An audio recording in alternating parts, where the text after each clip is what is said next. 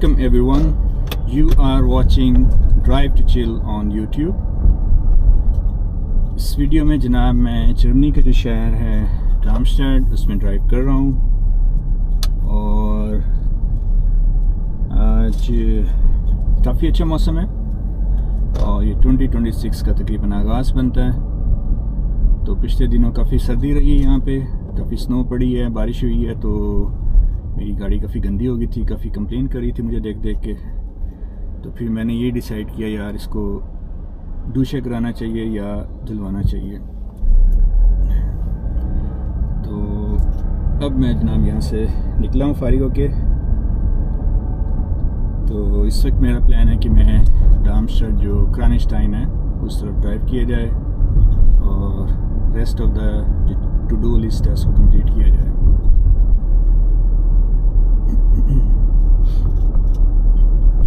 ये डार्मस्टेड का तकरीबन नॉर्थ ईस्ट पार्ट बनता है, तो आप लोगों को डायरेक्टली तो शायद इतना ना हो, लेकिन ये है कि जैसे मैं बोलता जाऊंगा एक पॉइंट पे जाके थोड़ा थोड़ा आपको आइडिया होना शुरू हो ही जाएगा सेम वर्ड सुन सुन के।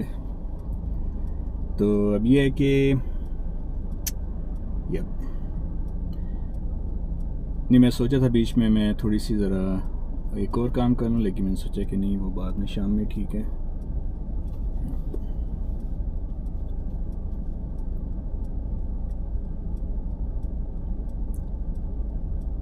तो गाड़ी यहाँ पे भी आप बेसिकली जब धुलवाने जाते हैं तो आप इस तरह जो ऑटोमेटिक जिस तरह वो होती है वाश ट्रासे या जो कार सर्विस की जो ऑटोमेटिक सर्विस है उसमें तो आप गाड़ी धो सकते हैं। तो या फिर आप उसको हाथ से भी धो सकते हैं, उसको वो कहते हैं ज़ेल्ब्स्ट वाश अनलागे, कि जो आप अपने हाथों से भी गाड़ी को धो सकते हैं। मैं जाते हुए आपको थोड़ा सा उसको बाहर से दिखाता हूँ या एक चक्कर अंदर मारता हूँ तो आपको थोड़ा आइडिया हो जाएगा। तो एक क्लियर से वीडियो वैसे मैं बनाऊँगा जिसमें मैं आपको उसका भी थोड़ा सा ज़रा दूँगा, जो है एक क्या कहते हैं इंफॉर्मेशन कह लें जो भी।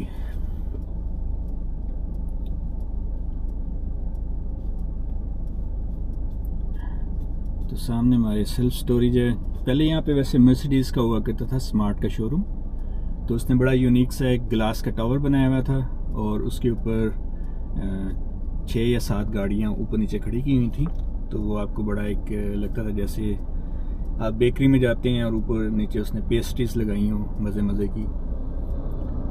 तो पेस्ट्री का आइडिया मुझे इस वजह से आया कि शायद मैंने ब्रेकफास्ट नहीं किया अभी, तो मुझे अब वो फील हो रहा है कि कुछ खाना चाहिए और पेस्ट्री होनी चाहिए।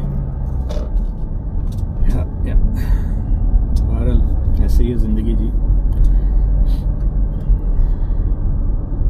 तो हमारे लेफ़्ट साइड पे आएगा जो ज़ेल्ब्स, जो मतलब जिसमें आप खुद से गाड़ी को धो सकते हैं। उसमें सेम सिंपल होता है सीन के आप जाते हैं वहाँ पे, उनकी भी इस तरह से वो लगी हुई है पैसों की जो होती है चेंज करने की जो होती है ऑटोमेटिक मशीन। तो उसमें अगर आपके पास खुले पैसे नहीं हैं, आप उसमें पैसे डालें 5-10 यूरो जो भी है, तो वो आपको 1-2 यूरो करके दे देते हैं। तो उसमें फिर ये होता है कि आप कॉइन डालते हैं और फिर अपना ब्रश पकड़ते हैं, सिस्टम चेंज करते हैं जो आपको चाहिए उसमें से, कि आपने पहले उसको खाली पानी मारना है कि आपने सर्फ वाला पानी मारना है, शोरूम वो जो होता है वाश मेटल वाला, और इस तरह से फिर आप उसको चेंज करते जाते हैं। तो यहाँ पे भी ऐसे ही होता है। तो आज तकरीबन हर जगह पे रश है, तो सिर्फ दिखाने के लिए मैंने कहा आपको बताऊँ। तो इस तरह इनका भी होता है, जो वैक्यूम क्लीनर आपने जब लगाना है गाड़ी को अंदर साफ़ करने के लिए, तो उसके अलग से वो फिर प्राइस होती है। तो यहाँ पे लोग इस तरह हाथ से साफ़ कर रहे होते हैं। तो ये है जी सीन। तो बहरहाल मैं यहाँ से निकलता हूँ। मैं सिर्फ आपको वैसे ही एक टूर सा छोटा सा देना था। तो इनका भी ये ऑटोमेटिक सिस्टम भी है इस जो कंपनी का है, और इनका खुद से हाथ से धोने वाला सिस्टम भी है। और यहाँ पे जैसे पहले की तरह मतलब लोग सारे वो अपना अंदर से गाड़ी को साफ़ कर रहे हैं, क्योंकि गाड़ी की जितनी बाहर सफाई ज़रूरी होती है इतनी अंदर से भी होती है। तो आई गेस कि मुझे यहाँ से वीज़ो टर्न करनी पड़नी है, क्योंकि ये सारा वन वे है। मतलब इस साइड पे आ सकते हैं लेकिन उधर से हम बाहर नहीं निकल सकते। तो ये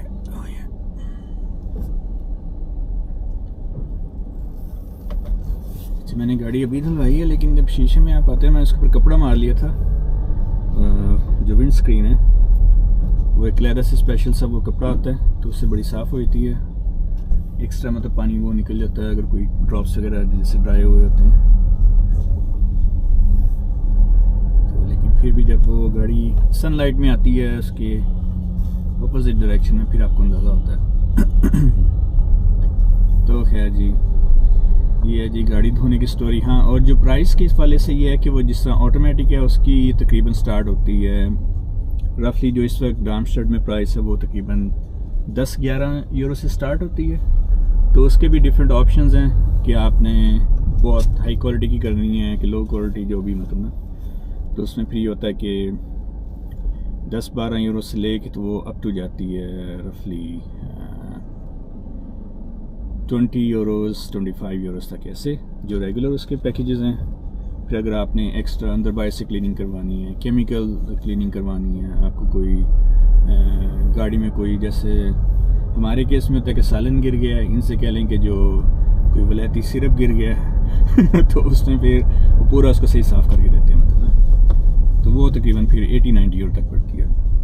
तो एनीवेज जो सिंपल क्लीनिंग है वो कह लें कि 10 यूरो से 15-16 यूरो तक है, और या 20 यूरो तक है ऑटोमेटिक पे। और अगर आप वही हाथ से धोते हैं तो उसमें ये होता है कि डिपेंड करता है गाड़ी किस टाइप की गंदी हुई है आपकी। तो अगर हाथ से साफ़ करें उससे भी काफ़ी अच्छी साफ़ हो जाती है, लेकिन उसमें ज़्यादा मेहनत आप करते हैं, और वो तकरीबन 6-7 यूरो उसके भी लग ही जाते हैं मतलब। तो इस तरह से बाकी ये है कि अगर आप हर वीक में गाड़ी को हल्का सा बाहर से पानी मार लें, इवन हाथ से मारें वो इसी जगह पे आके, तो उससे भी गाड़ी काफ़ी साफ़ रहती है बाहर से। तो ये है स्टोरी है।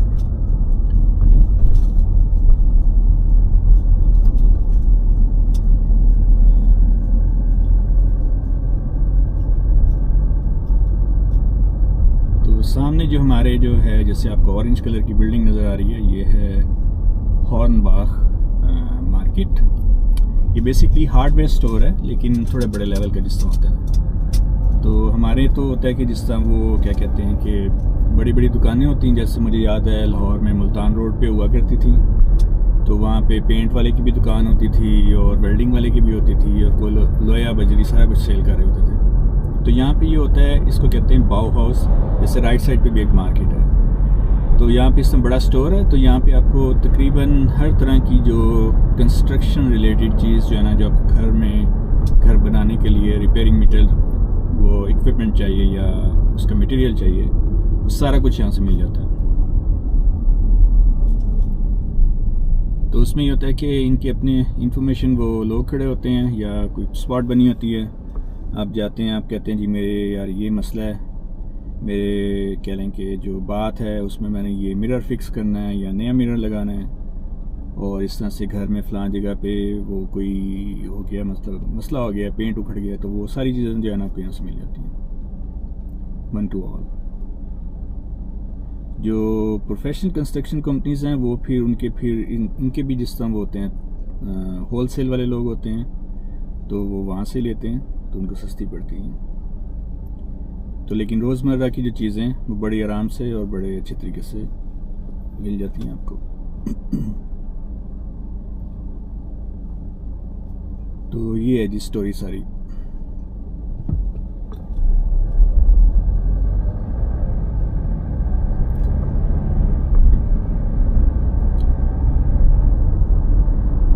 तो सिस्टम वाइज थोड़ा थोड़ा फ़र्क आता है हर जगह पे, ज़ाहिर है। जिस तरह पहले वो बात हो रही थी कि यहाँ पे जो हम मेजर करते हैं वो किलोमीटर्स में करते हैं, मीटर्स में और सेंटीमीटर्स में चीज़ मेजर करते हैं, मतलब फिज़िकल चीज़ें जो होती हैं।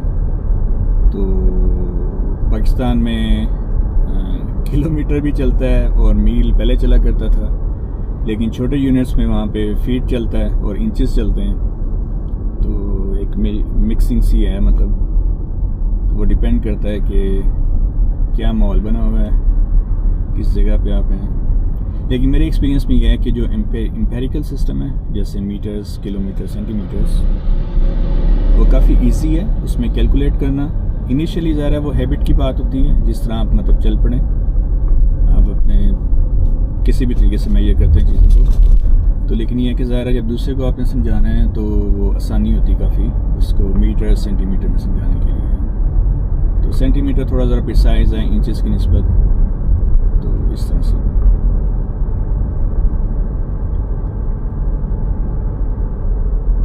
तो यूरोप सारा जो है इसमें वही एम्पेरिकल सिस्टम ही है। जो इंग्लैंड है, या अगर इंग्लैंड का बड़ा एरिया जिसको ग्रोस ब्रिटेन कहते हैं, होल इंग्लैंड जो है, तो उसमें फिर ये है कि वो फीट और इंचेस वाला सिस्टम है, माइल वाला सिस्टम है। इसी तरह अगर आप यूएस वगैरह साइड पे जाएं तो उनका भी जो मोस्टली वो माइल्स और ये वाला सिस्टम है, क्योंकि वो भी ब्रिटिश बेस्ड ही है ओरिजिनली। तो ये होता है कि जैसे एक कंट्री में सिस्टम स्टार्ट हुआ है, या जिस तरह लोगों ने टाइम के साथ अपने सिस्टम्स डेवलप किए हैं, फिर उनको उनकी वो हो जाती है, हैबिट हो जाती है, और पब्लिक को उसकी आदत हो जाती है। जैसे कि यूएस वगैरह में वो लकड़ी के घर बनाते हैं इस तरह से, तो यहाँ पे जो है लकड़ी के घरों का इस तरह कॉन्सेप्ट नहीं है। लकड़ी वो ज़रूर यूज़ करते हैं लेकिन डिफरेंट फॉर्म्स में। तो मेन बिल्डिंग उनकी वही होती है, सीमेंट वाली और कंक्रीट वाली, जिसकी वजह से ज़ाहिर बिल्डिंग की ड्यूरेबिलिटी भी काफ़ी होती है, और वो वेदर सेफ भी ज़्यादा होती है, और दूसरे इश्यूज़ भी कम आते हैं। ऑब्वियसली कॉस्ट का ट्रेड ऑफ होता है बीच में। तो ऐसे है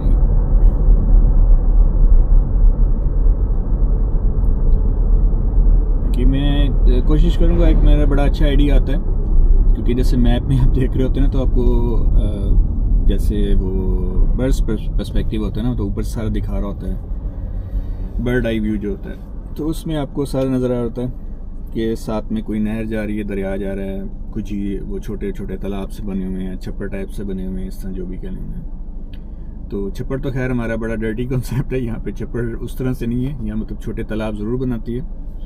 तो उसमें जो यहाँ की जो म्यूनसिपैलिटी होती है, तो उसमें ये होता है कि पानी की डिस्ट्रीब्यूशन ये लोग बड़े अच्छे तरीके से करते हैं, जिसकी वजह से जब आप इनको देखें तो इनकी ग्रीनरी भी ज़्यादा है, इनका एनवायरनमेंट भी ज़्यादा साफ़ है, और जो ओवरऑल जो ज़मीन की जो हेल्थ है वो काफ़ी अच्छी है। जैसे तो उसमें मेन जो फैक्टर आता है, एक तो ज़ाहिर इनकी लोकेशन भी वैसी है, लेकिन दूसरा ये है कि अपने रिसोर्सेज को यूज़ करते हैं।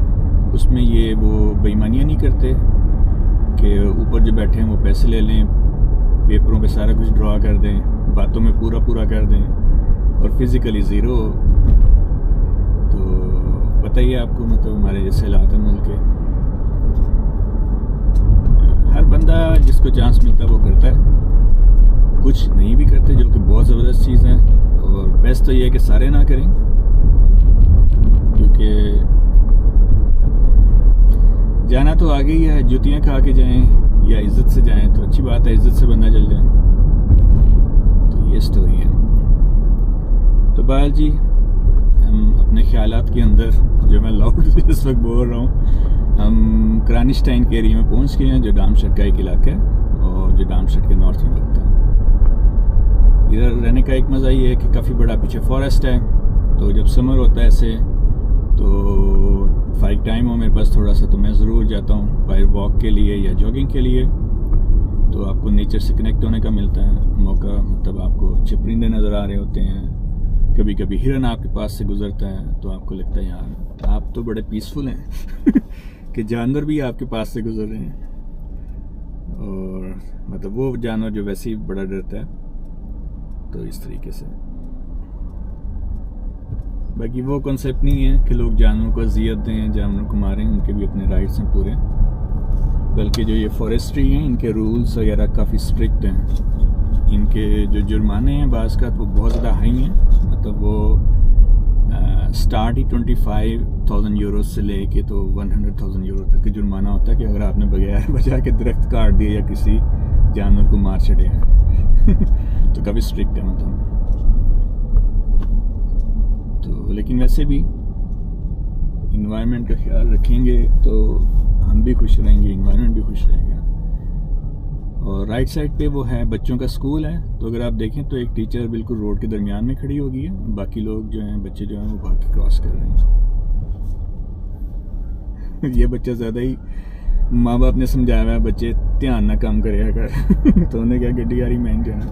हालांकि यहाँ पे सारे लोग रुक जाते हैं जब बच्चे वगैरह गुजरते हैं यहाँ पास से इस तरह। हाँ, जब मैं स्विट्ज़रलैंड में ड्राइव कर रहा था तो मैंने देखा है वहाँ पे बड़ा ज़बरदस्त सिस्टम है। तो कोई भी बच्चा मैंने नहीं देखा जैसे यहाँ पे रोड से किया। तो खैर अब से टीचर थे ना इनके पास, लेकिन बात कर बच्चे करते हैं इनसे क्रॉस। तो वहाँ पे ये था कि वो हर बच्चा ज़ेब्रा क्रॉसिंग से क्रॉस कर रहा था, और दूसरा वो वेट करता था जब गाड़ी रुक जाती फिर वो क्रॉस करता था, और उसके बाद उसने एक्स्ट्रा थैंक यू कह के जाना है। चाहे वो 10 बच्चे हैं, 10 बच्चों ने आपका थैंक यू करके जाना है वहाँ पे। तो बहरहाल ये स्कूलिंग है। बच्चे को जब आप शुरू से एक चीज़ समझाएं या सिखाएं तो अक्सर जो हैं वो उसको मान जाते हैं, समझ जाते हैं, जो कि बहुत पॉजिटिव चीज़ है। एनीवेज, अगर आपको वीडियो पसंद आई हो तो इसको लाइक करें और चैनल को भी सब्सक्राइब करें अगर आपने नहीं किया हुआ, और कमेंट्स वगैरह भी करें। Thank you for watching, bye bye.